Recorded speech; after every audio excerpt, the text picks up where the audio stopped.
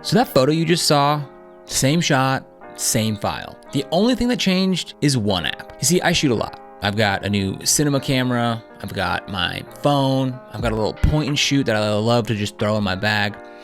And no matter what I'm shooting on, there's this one thing that I keep chasing that digital just doesn't give you on its own. That look, the film look. Warm, soft, a little bit of grain, that glow around the highlights. The thing old film had baked in that your camera kind of just sands off. So this app is called Dehancer, and the whole pitch is that it gives digital photos that film look back. Now, full transparency, I got a relationship with these guys, but I'm not here to read you a sponsored script, because that's useless to you and it's honestly useless to me. What I want to actually find out is simple. Does it work? Who's it for? And is it worth the money? Because it's not cheap, and we'll get to that. So here's what I did. I went to Maui earlier this year and I brought those 3 cameras I talked about earlier.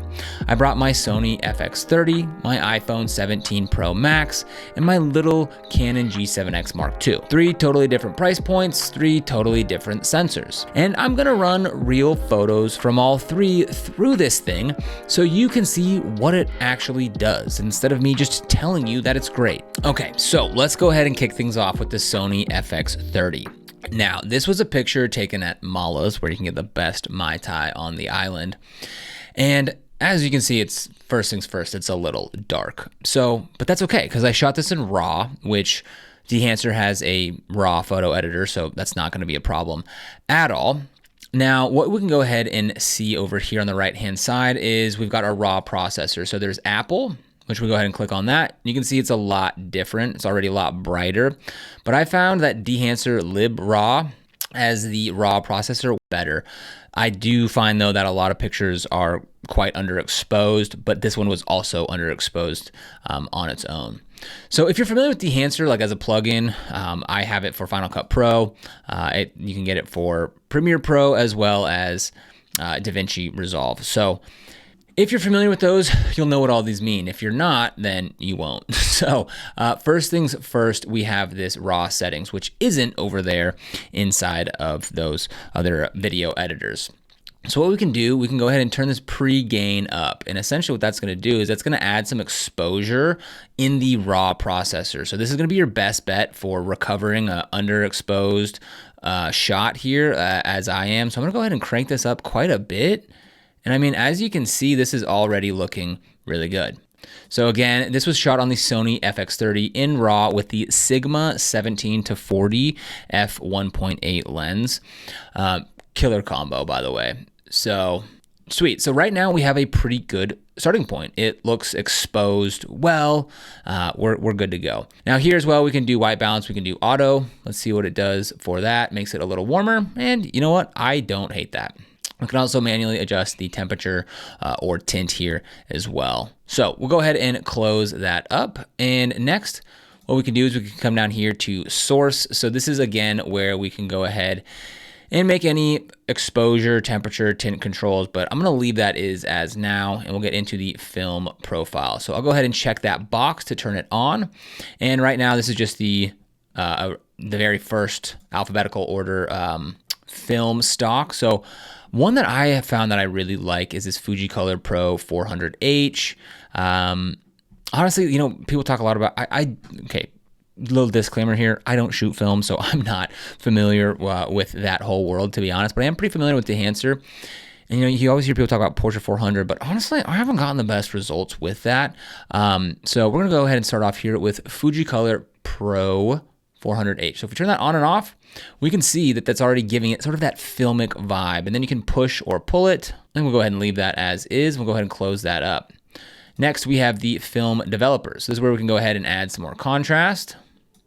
We can change the gamma correction, so make the midtones a little lighter or darker. We'll go ahead and maybe bump that up a bit, maybe add a bit of color boost. And if we turn this on and off, we'll go ahead and see what that's doing to the photo.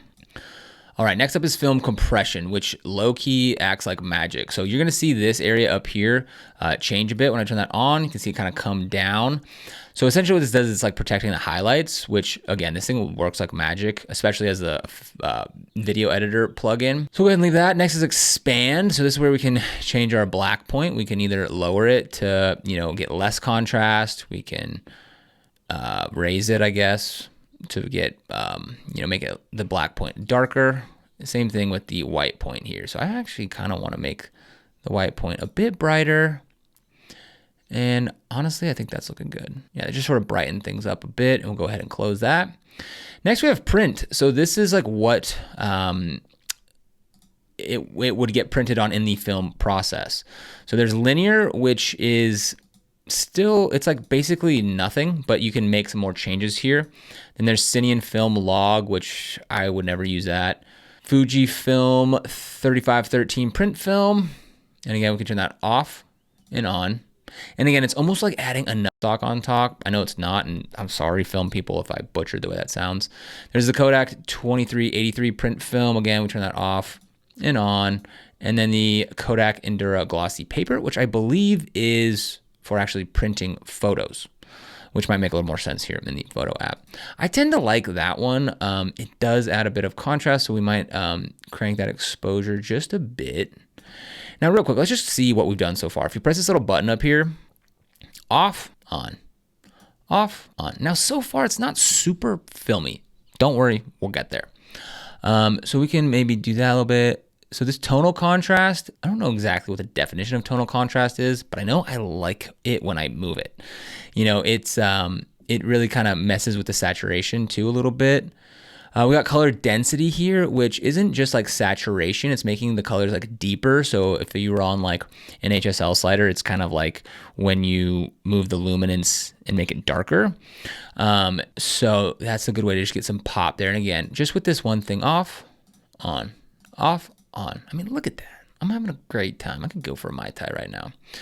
Next up, we got color heads. So this is where you can go ahead and introduce some color in here. We got yellow and blue, so you can move that more towards blue, more towards yellow. Go ahead and reset that. Same thing with green, magenta. I'll be honest, I don't necessarily love this interface with this. It's very simple. I prefer something like a color wheels, but again, this is just sort of a different way to use that. And I'm actually gonna close this presets over here. There we go. Now we're talking. So shadows tone, let's go ahead. Now we're messing with the shadows tone, making the shadows cooler, making the shadows warmer. Midtones, we can make them warmer, we can make them cooler. Highlights, we can make them warmer, or we can make them cooler. So what if we make the shadows a bit cooler, midtones a bit warmer, highlights maybe also a bit warmer. And let's see what this looks like. Off, on, off, on. Kind of subtle, but I'm liking where that's at. Okay, now we're getting into the really film aspects of this. So first up, we got film grain. So as you can see, it is on there pretty thick. Not super subtle. I wouldn't go for that. So with the film grain, the halation, and the bloom, they all come with these presets, and it's based on like I believe a film format and then an ISO. So what I found is the higher the ISO, there's more grain, and then the lower the millimeter, there's more grain. So like 8mm 500 is going to be insane versus 65mm ISO 50 is going to be a lot more subtle. Now what you can do is you can use any of these as like a starting point. So for example, maybe you like the 35mm 50 ISO, like that. Yeah, okay, that's almost there, but I want to tweak it. So first you pick it, and then you come here and go to custom, and then these are all the settings for that 35mm ISO 50 preset. So let's come in here. Let's maybe just turn the amount down. So it's like it's there, but it's not as prominent. So there's it on, there's it off, there's it on, there's it off. Okay, I think that's a good start with that. Halation. So again, this is going to be, I'll turn it way up. Again, same thing here. So like, but instead of ISO, it's this no remjet. Don't ask me what that means. I don't know. But here is the strongest preset. Again, overkill. And then here is the lightest preset. Again, you can barely see it. But maybe you want to start somewhere in the middle, maybe like Super 35 right here. And then we'll go to custom. And then you can also toggle on this mask mode. So this is where you can see where it's going to happen. So again, if we just you know, maybe impact this all the way up to 100. You can see that get bigger, amplify. You can see that get bigger. We turn off mask mode. And now we see a little bit more of that. But here's with it off, here's with it on. You can really see it here on my sunglasses and here in the light in the back room there. So we go off, on, kind of like that. Next up is bloom. So this is basically like adding a mist filter onto your camera. And again, same thing here. We can go ahead and pick one. Super 8 is going to be the most intense. 65 millimeter is going to be the least intense. So we'll go maybe choose that one and then go custom. And this also has a mask mode. So now you can kind of see everywhere where it is being affected. So maybe we'll go ahead, maybe we'll just turn the amplify down a bit.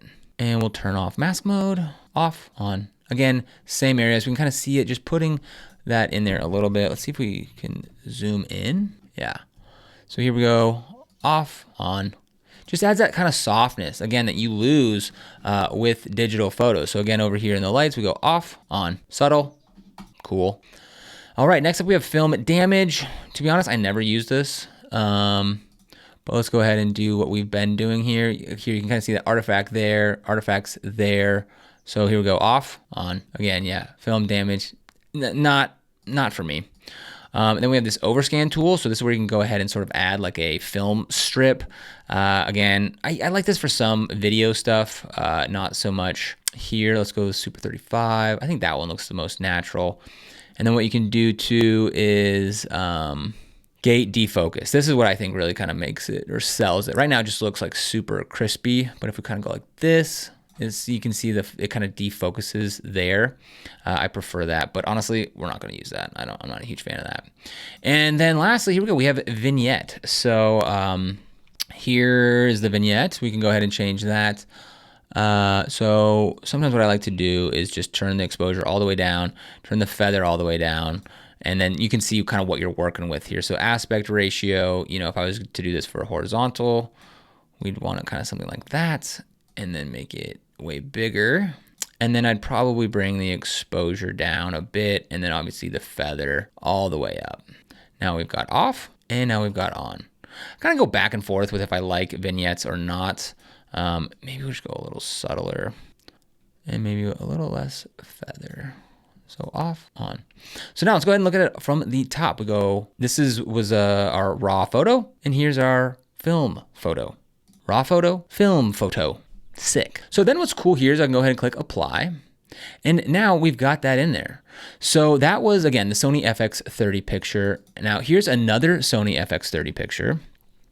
So I can literally just come in here, copy edits, paste edits. Now I open this up, and those same edits are over here. Now, obviously this is a different picture, so I'm probably gonna need to go in there and adjust some things, but at least you can get like the coloring, the effects and everything to be consistent between each other, right? If you wanna like put a set of photos together. So for example, this one's a bit overexposed. So I'd maybe come in here to the raw settings and probably turn this pre-gain down a good amount. Honestly, even just somewhere like that. And this one's pretty much good to go. So again, we turn this off and on, off and on. And remember, this isn't just like a filter getting over top of this. If you're curious, go look up Dehancer and see they're systematically going in there and making these images better than just you know, slapping a preset over it. So go ahead and click apply, and that's done. Now, next, what I want to do is go ahead and look at a different camera. So Sony FX30 Sigma 17 to 40 millimeter lens, it's going to be freaking awesome. So next, why don't we go ahead and take a look at an iPhone picture. I kind of like this one. This one's sort of interesting. So this was taken on my iPhone 17 Pro Max in RAW. So again, if we just change this to Apple, we can see just how different this is going to look versus this. So I'm actually going to close this. We're going to not save, and we're going to just start with those same edits and make some changes in here. So this is that same edit that we've had on here that we just created on the Sony FX30. And again, like, look how well this is transferring over. Now, obviously, again, this one's maybe a little bit overexposed. Maybe we'll bring that pre-gain in the raw setting down quite a bit. It's still looking a little bright. Okay, there we go. It finally clicked. And then these blacks are looking a little too black, so we come in here to the expand, maybe drop that down a bit. And then that kind of killed the contrast. So I'm gonna come into the print here, and maybe we'll turn up that tonal contrast just a bit more. So again, here's our before, here is our after. Little black rock at Maui. Now again, I'm kind of losing a little bit of detail up here, which isn't the end of the world, because again, I feel like kind of the idea with film is to like not have a perfect photo, but let's try to get it as perfect as possible. So we'll come back up here to this film compression. Maybe we'll turn this up a bit, and tonal range, maybe we'll increase that a little bit, maybe not quite so much. And we'll go ahead and turn this off. Sky is completely gone, and on. Now we're getting some details in the clouds there. Okay, let's go ahead and take a look at another photo here. So next, let's go ahead and pick up one from the Canon G7X. So this one is super dark right off the bat. So we're gonna have to come in here. We'll go ahead and do this one just real quick here together. We'll go ahead, turn that pre-gain way up, maybe something like that. Let's white balance. Let's see what it auto does this to. Change that just a little bit. You know, I actually like this a bit. Let's go custom. No, let's go back to auto. We'll come in here. We will choose a film profile. Let's pick a different one this time. We'll select maybe we'll do everyone's favorite, Kodak Portra 400. And again, we can push or pull this. I'm gonna leave that as is. Now, before, I'm gonna go ahead and just put in the print first. Maybe we'll just go Kodak double down here, and we'll put that on the print film there. Turn that off, turn that on. Now, where's the picture at right now? It's a little dark, so let's come back up here to this pre-gain, turn a bit of that up.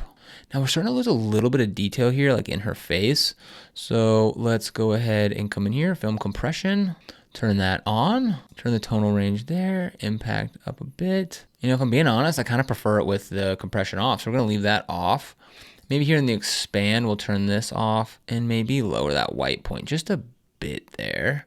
And the black point, maybe we'll also darken that a smidge. Come in here to the print. Maybe we'll go a little tonal contrast. Maybe we'll go a bit color density. Let's come back here to the film developer, mess with the contrast a little bit. Maybe we'll take a little contrast out here, change the gamma, and I want to add some color boost here. All right, let's go ahead and take a quick little before and after here. Before, after, before, I mean, come on. All right, moving on here. Let's go to film compression. Oh wait, no, we don't want that. Let's come out of the color head here. Now let's get a little crazy here. Let's maybe, I'm just messing around. Let's turn that off, turn that on. Oh, I kind of like that. Let's come in here to some film grain. Let's go something subtle. Let's go something a bit more aggressive, maybe 35 at 250. Ooh, that's kind of fire. Turn that off, turn that on. The film grain just helps sell it, you know what I mean? Halation, let's turn that on. Ooh, that's looking nice and subtle. Let's go extreme. Okay, that's way too much, obviously. Let's go super 35 maybe, off, on. Maybe a bit more. Let's go super 16, off, on. I like it. It's subtle enough. Bloom, off, too much. Let's go the least amount here. Honestly, bloom out of those three is probably the one I use the least. But let's come in here. Let's go custom. I like it, but we're just going to go a little less. We'll go impacts at 60, maybe about half that much. Off, on, maybe even less. It's really softening it up. Now let's go ahead, let's do a little before, after. Before, I mean, tell me that doesn't look like it was shot on a film camera. Let's go ahead and click apply. All right, which one should we do? We've done a couple FX30. Let's do another iPhone, and we'll do an iPhone like we just did there with that one. We'll go through it all together. Okay, we'll go up, we'll go pre-gain. Maybe even more. And again, this is just the beauty of shooting in RAW, is that you can recover all this data. I think we'll go with that. Let's go auto white balance. No, as shot. Let's go film profile. Let's go. Let's try a Cinestill. Cinestill 50D. Sure, why not? Maybe we'll push that a little bit. Film developer, maybe we'll add a little bit of contrast there, but we'll raise the midtones a bit of color boost. Film compression, you see how it's saving the sun there a little bit. What if we go just a bit more like that? expand. How's that black point looking? I think we honestly raise it a little bit. White point, I think, yeah, we also raise that a little bit. And we'll close that, print. Now let's choose where this is going. A Kodak Endura Glossy. Ooh, the Kodak print film. Let's go Kodak on Kodak here. Off, on, off, on. Kind of losing the boat a bit there. Maybe we can come back in here, lower that black point. What if we just lowered that black point a lot? Actually, you know what? We're gonna reset that. Come back to the film developer here. Maybe we'll bring some of that contrast down and we'll just raise the midtones that way. Come back here a little bit, maybe add just a smidge of tonal contrast, and then we'll lower that puppy just a bit. Okay, let's get into the color head here. Cool off the shadows a hair, warm up the midtones a bit, and the highlights. Let's turn this off, on. I like it, I like it. Film grain, let's come in here. We'll go somewhere about here. Halation, let's go again, maybe something like here. Kind of hard to tell, but I kind of like what it's doing. Bloom, I think maybe a little more subtle. Yeah, not doing too much anyways. And there we go, let's go before, after, before, after. Go ahead, click apply. There we go. All right, now for the honest downsides and the verdict. All right, so here's where I keep it real with you because it's not all sunshine and rainbows. Two things you need to know before you even think about it. One's the price. It's not a $5 filter pack. This is a $35 per month, or if you want to own it forever, it's a one-time payment that runs a few $100s. That's real money, and for a lot of people, that alone is going to be the answer. Quick thing on that though, if you do decide to grab it, I've got a code that'll save you 10%. Use code EH10, that's EH10. Put it down in the description as well as on the screen here. And the second thing is, right now, this is only a Mac app. So Windows folks, you'll be waiting a little bit longer. So who is this actually for? If you just want your photos to look decent, you do not need this. Your phone can already do that. But if you're the kind of person who cares about having a specific look, who wants your stuff to feel like it has a mood and a vibe that's yours, then this is one of the best tools I've used for that. The grain alone is better than anything built into the apps that I already pay for. For me, I'll be keeping it in my bag. If you want to try it yourself, we got the link for you down in the description below, and don't forget that code EH10 saves you 10%. So let me know down in the comments which of these three cameras you thought looked the best coming out of Dehancer, because honestly, the one that surprised me wasn't the one that I expected. But that's it for this video. Thank you guys so much for watching. Don't forget to like and subscribe, and I'll see you here in the next one.